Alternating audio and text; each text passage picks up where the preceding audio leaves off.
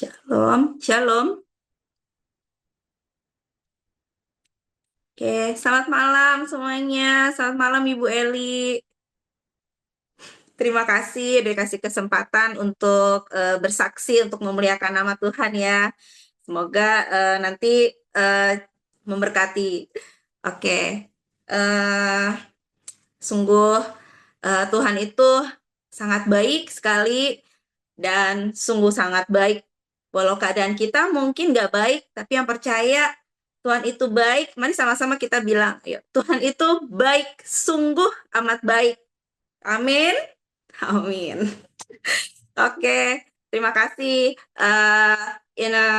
Sebenarnya saya mau cerita, saya sebenarnya dari awal adalah seorang Buddhis. Nama saya sebenarnya Dewi Suci, saya seorang Buddhis. Saya bertobat itu baru 2021. Jadi masalahnya itu ya dengan suami yang luar biasa, ya dengan keluarga papa juga kondisinya luar biasa, ngerti ya? Jadi nggak ngomong lagi, pasti udah pada tahu karena kita di sini tuh hampir sama di PD Victory masalahnya ya tentang laki-laki yang luar biasa. Jadi saya tinggal bersama kedua orang tua saya dan suami dan kedua anak saya. Jadi kondisinya rumah tangga saya itu sungguh-sungguh nggak benar-benar nggak harmonis. Jadi papa mama saya suka ribut, saya sendiri dan suami saya ribut ya, dan anak saya juga jadi pemberontak. Membuat saya satu hari tertekan sekali. Jadi saat saya berdoa, saya tidak punya kekuatan. Di doa di dalam agama saya yang dulu ya, agama Buddha saya. Saya coba berdoa, tapi saya nggak punya kekuatan. Satu hari sehingga saya buka jendela, saya tanya, di mana Tuhan saya yang hidup? Di mana Tuhan? Di mana? Gitu. Kalau ada tolong gitu kan. Saya butuh kekuatan gitu. Karena ini saya udah nggak tahan. Saya rasa waktu itu pengen bunuh diri tapi susah, punya anak kecil yang masih kecil. Jadi saya ngerasa sangat-sangat terhimpit sekali. Mau kemana aja jalannya udah salah gitu. Saya udah nggak ada harapan lagi. Nah saat itu tiba-tiba muncullah YouTube-nya Ibu Eli, ya kan, dengan kasus yang sama. Dan itu bagi saya itu tidak kebetulan, karena saya nggak pernah ketik YouTube, saya nggak pernah berpikir untuk masuk Kristen, gitu kan. Jadi saya ditemukan dengan Bu Eli, saya mendengar, wow, saya bilang ini masalahnya sama ya di sini. Jadi saya tidak merasa sendiri, gitu. Bahkan yang lebih parah, begitu dengan sosok Ibu Eli juga yang kuat gitu ya menghadapi persoalan-persoalan dia gitu ya, tidak tetap gitu berapi-api, tetap mau melayani Tuhan gitu. Itu yang membuat saya satu ada kekuatan juga gitu. Nah, sudah itu saya beranikan diri untuk telepon Bu Eli ya waktu itu malam-malam. Keangkat gitu kan. Kalau nggak kenal gitu kan di YouTube. Bisa nggak ya nih gitu. Saya pengen konseling. Udah gitu di malam itu juga Bu Eli bawa saya untuk terima Tuhan Yesus. Walaupun kadang saya mikir aduh udah belum ya gitu. Tapi ya saya ikut aja gitu loh. Akhirnya di situ mungkin langsung ada Roh Kudus ya. Di situ ada Roh Kudus. Saya ikutin YouTube-nya terus. Lalu saya kayak dibawa untuk dibaptis. Saya mencari baptisan sendiri gitu. Karena Bu Eli kan sibuk sekali. Pelayanannya udah ini. Cuman saya tetap gitu, tetap dengerin gitu. Saya juga bingung mau kemana gitu. Cuman eh nggak ada siapa-siapa. Sungguh nggak ada siapa-siapa. Jadi saya benar-benar tuntut Roh Kudus setelah Ibu Eli eh, memberi saya doa untuk saya terima Yesus, saya merasakan ada Roh Kudus yang menuntun saya untuk ke gereja, untuk cari baptisan, walaupun saya nggak tahu eh, mana orang di mana gitu, orang Kristen di mana dan nggak ngerti. Udah gitu sampai satu hari saya beli Alkitab. Nah, Alkitab itu kan harusnya perjanjian baru dulu gitu. Perjanjian lama, sorry, perjanjian lama. Nah, waktu malam hari kira-kira jam 2 pagi saya dibangunkan Yesaya ya 3 kali audible. Saya bingung Yesaya tuh siapa dan ini suara siapa gitu kan. Saya cuma mikir kan kalau Tuhannya orang Kristen itu bisa ngomong ya, saya bilang gitu.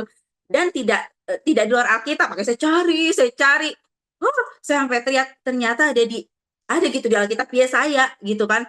Saya teriak, saya meloncat, bener gitu ya. Ternyata Tuhannya orang Kristen tuh bisa ngomong gitu. Dan saya lihat di Yesaya, saya baca Yesaya itu kan ternyata disingkapkan gitu ya. Jadi penyembah berhala, orang yang pahatan patung itu menyembah bukan Allah yang hidup, tapi Allah yang mati. Oh, di situ saya sadar, pantes Kenapa pas saya nyembah Tuhan Yesus, saya ada kekuatan, saya ada sukacita. Kenapa saya udah nyembah, saya udah doa gitu, tapi nggak ada kekuatan. Itu bedanya kita yang punya Tuhan Yesus sama yang nggak punya Tuhan yang sesungguhnya, Tuhan yang mati, yang berhala gitu kan. Jadi di situ saya bener-bener wow gitu, maksudnya keren banget dan saya menjadi kayak setelah saya dibaptis, saya baca Alkitab itu saya semakin kayak di bawah Tuhan tuh berapi-api gitu, maksudnya jalanin mau satu hari bisa ke gereja itu 4 kali atau 5 kali ibadah. Itu yang Tuhan Roh Kudus tuh, ada Roh Kudus itu memimpin saya sampai situ. Nah, sini saya akan kayak saya merasa di Ayub, cerita Ayub itu saya ngerasa di situ ada di Ayub 36, tujuan sengsara ialah pertobatan. Saya ada kalau misalnya Bapak Ibu ada Alkitab, kita sama-sama buka Alkitab, kita baca-baca juga. Jadi kita sama-sama lihat ya. Jadi di sini kan di Ayub itu 36, di situ kan di Ayub 36 ayat ayat 11 kita mulai baca. Jikalau mereka mendengar dan takluk, maka mereka hidupnya mujur sampai akhir hari-hari mereka dan senang sampai akhir tahun-tahun mereka. Tetapi, jikalau mereka tidak mendengar, maka mereka akan mati oleh lembing dan binasa dalam kekebalan. Di sini, kalau saya tidak mau denger YouTube-nya Ibu Eli, saya tidak mau telepon, lalu saya gini, Mbak, Bu, nggak mau saya nggak mau terima Yesus gitu kan. Saya bebal hati saya, pasti saya binasa, udah pasti. Nah, di situ kita lihat lagi, orang-orang yang fasik hatinya menyimpan kemarahan. Mereka tidak berteriak minta tolong kalau mereka dibelenggunya. Nyawa mereka binasa di masa muda, dan hidup mereka berakhir sebelum saatnya. Makanya saya ngerasa kalau hati saya waktu itu tidak teriak Tuhan, pasti saya sudah mati muda, bunuh diri. Tapi Tuhan sungguh baik. Tuhan dengar jeritan hati orang yang sengsara. Dengan sengsara, ia menyelamatkan orang orang sengsara. Saya ini ya gitu. Dengan penindasan, ia membuka telinga mereka. Tuhan membuka telinga saya. Tuhan memberi YouTube-nya Bu Eli. Lalu saya mendengar. Juga saya dibujuk keluar dalam kesesakan, ke tempat yang luas, bebas dari tekanan, ke meja hidanganmu yang tenang dan penuh lemak. Jadi Ibu Eli itu kalau misalnya saya kan susah tidur, itu saya suka buka YouTube-nya Bu Eli sampai saya ketiduran. Pokoknya setiap hari saya buka, benar-benar saya nggak pakai minum obat tidur, nggak apa. Jadi benar-benar jadi tenang dan penuh lemak. Jadi saya kayak benar-benar bisa tidur, bisa kayak damai sukacita gitu loh. Makanya saya bilang, wow, Tuhan tuh hidup ya gitu. Tuhan tuh pakai hambanya luar biasa gitu loh. Jadi, wow, saya bilang, oh, pokoknya keren ya. Nah, kan di sini dibilang tujuan sengsara ialah pertobatan. Jadi, saya ngerasa sengsara yang tekanan yang saya alami, himpitan itu membuat saya sadar kalau itu tuh mempertemukan saya sama Tuhan. Itu adalah rancangan Tuhan yang amat sungguh baik. Bapak-bapak, ibu-ibu bayangin ya, kalau misalnya saya nggak ngalamin itu, saya itu nggak mungkin ketemu Tuhan. Suami saya yang misalnya setia, suami saya yang baik, orang tua saya yang harmonis, anak-anak saya yang patuh, 1000% Bapak Ibu, saya nggak mungkin terima Yesus. Saya nggak mungkin ketemu Bu El. Saya nggak mungkin gitu loh. Di sini gitu ya, menceritakan kebaikan Tuhan, kemuliaan Tuhan. Sungguh saya merasa rancangan Tuhan tuh luar biasa gitu loh. Saya merasa benar di Alkitab, bukan saya yang memilih Tuhan, tapi Tuhan yang telah memilih kita semua loh Bapak Ibu. Sadarin maksudnya jangan sampai kita sudah dipilih menjadi seorang Kristen, menjadi seorang murid Yesus, tapi kita kayak gimana ya, tidak melakukan firman Tuhan gitu loh. Sampai saya dibukakan satu hari, kita buka ya di Efesus Efesus 4, manusia baru. Sebab itu kukatakan, kutegaskan ini kepadamu di dalam Tuhan. Jangan hidup lagi sama seperti orang-orang yang tidak mengenal Allah dengan pikirannya yang sia-sia. Jadi, kadang-kadang saya sudah masuk nih di Kristen. Saya sudah mendapat damai sukacita. Tapi saya ngerasa satu titik begini, kok saya masih ada kurang, ada satu hal di pikiran saya namanya kita kalau terima Roh Kudus, berarti roh kita diperbarui. Roh Allah yang masuk. Lalu jiwa kita ini, pikiran kita ini nih yang masih kadang-kadang suka ngeliat gitu loh masalah kita, masih ada. Karena posisinya pas kita terima Yesus, kondisi saya belum dipulihkan, suami saya belum dipulihkan, maksudnya belum bertobat gitu ya. Dan kondisi keluarga saya juga belum bertobat. Akhirnya Tuhan ini gimana ya caranya pikiran saya diubah. Tuhan tolong gitu. Saya minta tolong ubahkan pikiran saya. Walaupun Ibu Eli berkhotbah, tapi Ibu Eli 1 jam 2 jam yang saya lupa, saya tidak merenungkan lagi apa yang Ibu Eli khotbah. Itu yang masalahnya. Sebenarnya di dalam Yosua 1 ayat 8 adalah di mana sebenarnya siang dan malam kita harus merenungkan firman itu. Jadi kita benar-benar pikiran kita diubah menjadi pikiran Kristus. Bukan lagi yang pikiran yang kesel ya kesel, yang cabul ya cabul, yang sakit hati tetap sakit hati. Pikiran kita yang masih dunia sebenarnya nggak seperti itu gitu loh. Makanya saya dapat satu tekanan di situ, apa yang salah ya gitu. Nah, di 2 Korintus 5 ayat 4,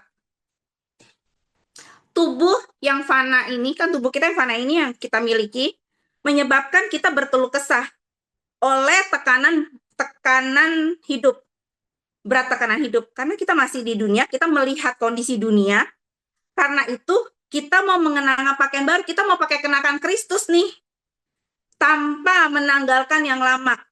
Artinya, kita masih yang mau pakai sakit hati, masih sakit hati. Pikiran kita yang masih dunia, kita masih pakai. Itu yang membuat kita, kenapa saya ngerasa udah setahun lebih, kok saya masih ada tekanan yang sekiranya membuat saya jadi kok jadi baju mundur gitu loh. Padahal saya udah terima Kristen. Saya udah terima Yesus, saya udah jadi Kristen. Tapi ada yang salah nih. Karena janji Tuhan adalah di dalam Dia itu ada sukacita. Di dalam Dia itu ada kebenaran dan damai sukacita. Nah, saya merasa akhirnya saya berjalan terus. Saya pikir, oh ya, berarti harus direnungkan ya firman Tuhan itu, harus dimasukkan ke dalam pikiran kita ini, harus kita ubah sebenarnya. Kita harus pakai baju jubah yang baru, yaitu Tuhan Yesus sendiri. Di 2 Korintus 5 ayat 17, jadi siapa yang ada di dalam Kristus, ia adalah ciptaan yang baru. Yang lama harusnya sudah berlalu, sesungguhnya yang baru sudah datang. Harusnya suci yang ini tuh nggak boleh lagi pahit, suci yang ini tuh nggak boleh lagi marah, suci lagi nggak boleh lagi kecewa, gitu kan. Tapi masih gitu, wah nggak beres sih saya bilang. Ini berarti saya belum sungguh-sungguh datang kepada Yesus untuk menanggalkan yang lama. Tuhan, tolongi saya. Jadi setiap itu Tuhan, saya selalu di dalam doa saya selalu minta, Tuhan, apa yang nggak beres? Akhirnya Tuhan bilang, ayo tiap hari kita harus yang namanya bertobat. Pertobatan itu penting setiap hari. Jadi apa yang kita pikirkan kita harus benar-benar minta ampun sama Tuhan. Misalnya kita lagi mau marah, kita lagi pikirin suami kita kemana atau apa, itu kita harus bertobat. Harusnya kita mikirkan hal-hal yang baik. Kan harusnya kita pikirin itu hal-hal yang baik, yang benar, yang adil, yang suci, yang patut dipuji, itu yang harus kita pikirkan. Tapi kita masih mikir, suamiku kemana nih ya? Oh iya ya, ini uang nih belum ditransfer nih. Aduh, gitu kan? Anak-anak begini begitu. Semua itu jadi pikirannya kacau. Dan itu kan pikiran-pikiran dunia. Harusnya di dalam Tuhan nggak seperti itu janji Tuhan. Satu orang bertobat, seisi rumah dipulihkan, diselamatkan. Tapi kita harus percaya firman Tuhan. Maksudnya kita nggak boleh lihat lagi dunia. Nggak boleh lihat lagi masalah itu kan Ibu Eli selalu ngajarin kan. Ibu Eli selalu ngajarin loh. Hmm, buta, tuli, dan bisu. Ya dong, berarti kita artinya buta. Itu kita nggak boleh lihat masalah kita. Tuhan juga bilang, nggak boleh lihat kita bersama Yesus itu kita harus berjalan dengan iman. Bukan melihat, tapi dengan iman kita. Dan kita juga nggak boleh mendengar hal-hal yang negatif sebenarnya. Harus kita pilih-pilih. Sama mulut kita rasanya mau marah, tapi kita harus tekan kan, gitu. Kita nggak bisa marah seenaknya dengan siapapun. Saya ngerasa, nah disitulah terjadi saya pertobatan di situ. Benar-benar saya mau menanggalkan manusia lama saya, manusia dunia saya, dan saya mau pakai Kristus. Setiap hari pikiran saya isi firman Tuhan. Saya isi firman Tuhan. Misalnya, Bu Eli bilang di 1 Petrus 3. Demikianlah juga kamu, hai istri-istri, tunduklah kepada suamimu, ya, supaya jika ada di antara mereka yang tidak taat kepada firman, mereka juga tanpa perkataan dimenangkan oleh kelakuan istrinya. Di sini firman Tuhan bilang, tunduklah kepada suamimu yang tidak taat sama firman, yang sudah bertobat, yang kadang-kadang sudah tahu Yesus tapi tidak melakukan firman, ya kan? Kayak saya sudah kenal Yesus tapi saya tidak melakukan firman, saya melakukan yang lama. Banyak kan kadang-kadang kayak gitu. Mereka juga tanpa perkataan. Boleh saya bilang apa? Bisu. Dimenangkan oleh kelakuan istrinya. Artinya di sini saya lebih dalam lagi Bu Eli, kalau misalnya khotbah, nanti saya bukan udah khotbah doang Bu Eli, enggak. Tapi saya coba renungkan apa yang Bu Eli sampaikan firman itu, saya akan coba renungkan pelan-pelan. Saya akan coba kunyah itu firman sampai saya dapat. Karena saya tahu karena kemarin khotbah cuma lewat doang, beda sama saya Ibu Eli sampaikan firman, saya kunyah, saya masuk ke pikiran saya, itu beda. Saya bisa menekan. Salehnya, bagaimana murni dan salehnya kita. Berarti kan suami kita harus melihat kepribadian kita berubah.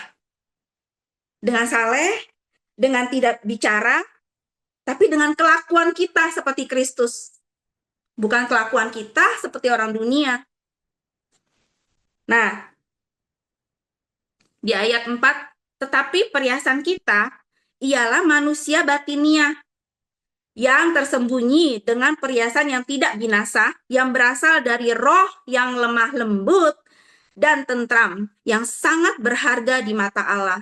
Artinya kita kadang-kadang sama suami kan, kadang kalau suami marah atau suami lagi komplain, kita komplain balik. Atau muka kita nih jelek, kayak gitu kan.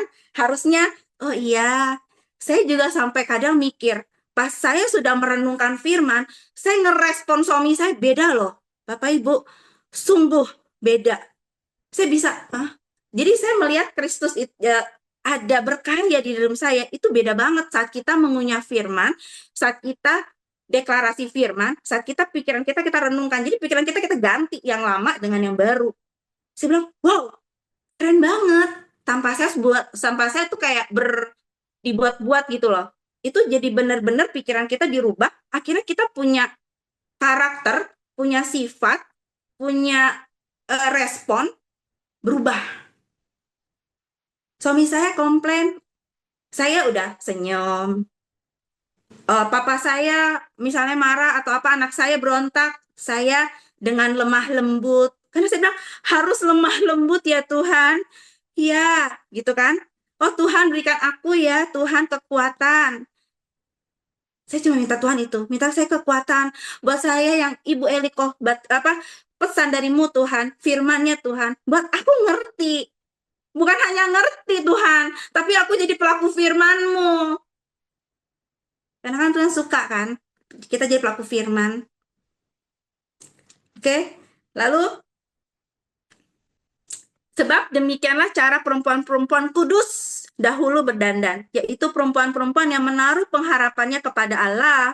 Mereka tunduk kepada suaminya. Kita harus tunduk kepada suami, kepada orang tua, kepada pemimpin. Harusnya kita tunduk. Dan kita menaruh harapan kita hanya kepada Allah. Artinya selalu apapun kondisinya, Ibu Eli nggak bisa jangan Ibu Eli nggak bisa dihubungin, kitanya nggak bisa ngapa-ngapain. Jangan, Bu Eli itu udah dipakai ton tuh udah luar biasa, sibuk gitu kan. Saya juga mikir, ya kasihan juga ya gitu. Saya bisa bantu Ibu Eli gitu kan. Bukannya saya menyusahkan dia, ya Tuhan tolong. Kalau kita punya Roh Kudus loh, harusnya kita nggak boleh dikit-dikit Bu Eli, dikit Bu Eli. Tapi bagaimana? Bu Eli sudah sampaikan, kita berjalan bersama Roh Kudus, kita menaruh harapan kita hanya kepada Allah, bukan kepada masalah kita. Gitu ya. Akhirnya kita lihat yang Ayub, saat saya sudah dipulihkan saat saya berubah, suami saya, Bapak Ibu, dia itu bisa nganterin saya untuk pergi ibadah. Dia belum jadi Kristen, tapi dia melihat perubahan saya. Dia bisa anterin saya pergi ibadah ke Semarang, coba bayangin. Ke Semarang dia mau anterin, lalu pergi ke Cirebon dia mau anterin. Itu luar biasa. Kalau bukan karena Roh Kudus berkarya, kalau bukan karena saya juga pengen punya hati yang sungguh-sungguh sama Tuhan, itu nggak mungkin. Kabar baiknya lagi, mama saya 6 bulan yang lalu dibaptis. Itu dia bilang malam-malam, Suci, gimana cara berdoa Kristen? Hah? Saya bingung. Saya kan nggak mau khotbah. Karena bukan buat suami doang yang tadi ya, 1 Petrus 3, bukan buat suami doang loh. Orang tua kita kan usah khotbah loh. Nggak bisa, ya kan? Orang lain juga di sekitar kita nggak bisa. Tapi dia melihat kelakuan kita. Kita melihat ada Kristus di dalam kita. Jadi kita nggak usah banyak ngomong gitu. Akhirnya dibaptis mama saya. Itu yang luar biasa. Bilang, oh Tuhan luar biasa. Lalu di rumah tangga saya yang dulunya setiap sering berantem, itu benar-benar sama sekali nggak pernah ribut lagi. Sampai saya kadang-kadang nggak sadar, tapi saya, oh iya ya, gitu. Oh iya ya, gitu. Saya bilang, wow, Tuhan tuh pulihkan. Tuhan pulihkan. Tapi yang Tuhan mau pertama yang mau Tuhan mau apa? Karakter kita berubah dulu. Jadi Kristus dia merindukan itu. Tuhan tuh gampang banget kasih kita pemulihan, kasih kita berkat itu gampang. Tapi kadang-kadang kita salah gitu loh, salahnya ngeresponnya gitu loh. Pengennya ini ke Bapak tuh pengennya minta berkatnya, pengen dipulihkan, suaminya mau diubahkan dulu. Tanpa kita merubah karakter kita, yang ada nanti nih suami kita yang masuk surga, kitanya neraka. Karena kita belum dirubahkan. Betul nggak Bapak Ibu? Gitu ya. Mungkin jadi waktu saat kita benar-benar dalam Kristus, satu malam ada cerita lagi. Ya satu malam suami saya itu tiba-tiba sakit, kayak orang mau gimana ya? Sorry, kayak orang kayak mau mati gitu loh. Aduh, Suci tolong. Saya tuh jam 12, saya tuh udah setengah tidur. Saya udah setengah tidur, akhirnya saya bangun. Kenapa gitu kan? Kenapa? Ini badan gak enak banget gitu kan? Udah gitu saya langsung ambil saya minyak, saya doa. Lalu disitulah saya melihat saya berubah kalau suami saya. Kalau masih ada kesel kan, sebel nih gue ya. Kalau bisa udah cepet pergi aja ya. Syukur loh. Tapi enggak loh. Di hati saya tau gak sih? Jadi gini, ya ampun Tuhan, ampunin suamiku. Maksudnya biar dia bertobat ketemu Tuhan. Tuhan jangan gitu kan. Pas saya oles balik gitu kan. Tiba-tiba saya bilang, enak gak? Udah enak. Kok kenapa sih saya tadi? Ya saya merata, saya bukan dokter. Saya bilang, saya juga bukan tukang urut. Langsung enak, langsung dia tidur. Saya bilang, Tuhan itu baik sama kamu. Saya bilang, kan kita melihat kan, karena kan kalau kitanya benar, hati kita nggak ada celah, itu tuh doa kita tuh berkuasa. Jadi kita bisa menyembuhkan ketonis. Kan pengen dong kitanya itu tuh bisa menyembuhkan orang. Berdoa itu pasti mukjizat datang. Nah itu loh. Jadi saya lihat, oh iya ya Tuhan. Jadi yuk kita lihat lagi firman-firmannya. Jadi jangan cuma lihat berkat, tapi di mana mau gitu loh. Kita lihat ya, satu lagi. Kita lihat ulangan sama-sama. Ulangan 28. Satu lagi ya, habisin dah. Jika ulangan 28, jika engkau baik-baik mendengarkan suara Tuhan Allahmu dan melakukan dengan setia segala perintahnya yang disampaikan kepadamu pada hari ini, maka Tuhan Allahmu akan mengangkat engkau di atas segala bangsa di bumi. Segala berkat ini akan datang kepadamu dan menjadi bagianmu jika engkau mendengarkan suara Tuhan Allahmu. Jadi jangan baca Alkitab itu cuman gini, oh berkat, tapi lihat jika engkau mendengarkan, jika engkau setia melakukan perintah Tuhan. Perintah Tuhan apa? Jangan pahit, ya jangan pahit. Jangan kecewa, ya jangan kecewa. Jangan marah, jangan marah. Jangan cabul, nggak boleh cabul. Tapi pikirkan semua yang baik, semua yang adil, semua yang benar. Di dalam diri orang itu, di dalam diri semua orang pasti ada kebaikan, walaupun satu. Pikirkan aja itu. Akhirnya Bapak Ibu, saya punya penyakit yang setiap bulan saya pasti merasakan tuh mau datang bulan tuh nggak enak. Pikiran saya stres. Saya perhatikan sudah sembuh. Sudah Tuhan sembuhkan sampai saya tuh nggak bisa stres. Perut saya nggak sakit. Saya merasakan Tuhan, kau begitu baik. Saat kita mencari wajahnya, saat kita melakukan perintahnya, Tuhan pulihkan. Oke, Bapak Ibu, mungkin itu cerita dari saya. Sebenarnya ada beberapa, tapi cukup ya malam ini itu dulu. Terima kasih. Tuhan Yesus memberkati. Wow, tepuk tangan bagi kemuliaan nama Tuhan Yesus. Terima kasih Bu Suci. Haleluya.